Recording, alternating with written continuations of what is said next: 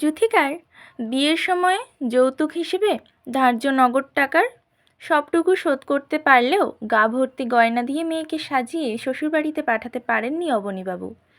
তাই বিয়ের পর 2 বছর পেরিয়ে গেলেও মেয়ের শ্বশুরবাড়িতে একদিনের জন্যেও অতিথি আপ্যায়নের সৌভাগ্য হয়নি তার। এমনকি এই 2 বছরে কারণে অকারণে শাশুড়ির কাছে বহু গঞ্জনা সহ্য করতে হয়েছে মেয়ে যুথিকাকেও। শেষ 4 মাসে বাপের বাড়ির লোকেদের সাথে যোগাযোগ পর্যন্ত রাখার কোনো উপায় ছিল না তার। মেয়ের অনিচ্ছা সত্ত্বেও নিজেদের বাড়ি বন্ধক রেখে 7 নড়ি হার, বাজুবদ্ধ রতনচূড় ও আংটি সমেত মোট 7 ভরি গহনা গড়িয়ে নিয়ে যুথিকার শ্বশুরবাড়িতে দিয়ে আসেন অবনীবাবু।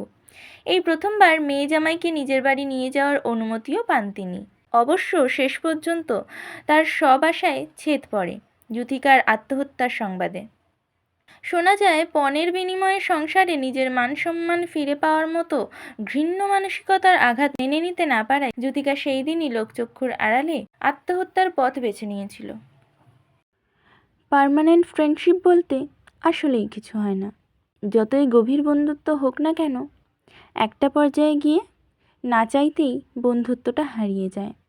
এক সময় আপনি যার সাথে খুব ক্লোজ ছিলেন, এখন তাদের সাথেই সম্পর্কটা টিকে আছে, কিন্তু আগের মতো ক্লোজনেসটা আর নেই। যাকে নিজের বেস্ট ফ্রেন্ড দাবি করতেন, এক সময় দেখবেন সে আর আগের জায়গায় নেই। সারাটা জীবন আপনার বন্ধু থাকবে, কেউ না কেউ নিশ্চয়ই থাকবে, কিন্তু পার্মানেন্ট বলতে কাউকেই পাবেন না। বন্ধু পরিবর্তন হবেই হবে।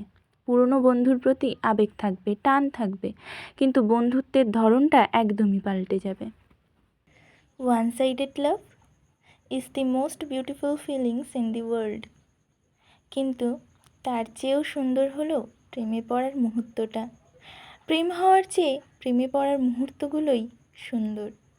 অপেক্ষা, স্মৃতিচারণ, সেই সময়টাকে বারবার ফিরে পাওয়ার আকাঙ্ক্ষা, তাকে অকারণে খুঁজতে চাওয়ার বাহানা, নানা ছুতোয় তার সাথে কথা বলতে চাওয়ার বৃথা চেষ্টা, আনমনে বারবার সময় অসময়ে তার কথা মনে পড়া, সব কিছুর মধ্যেই যেন এক অমরত্বের স্বাদ অনুভব করা যায়।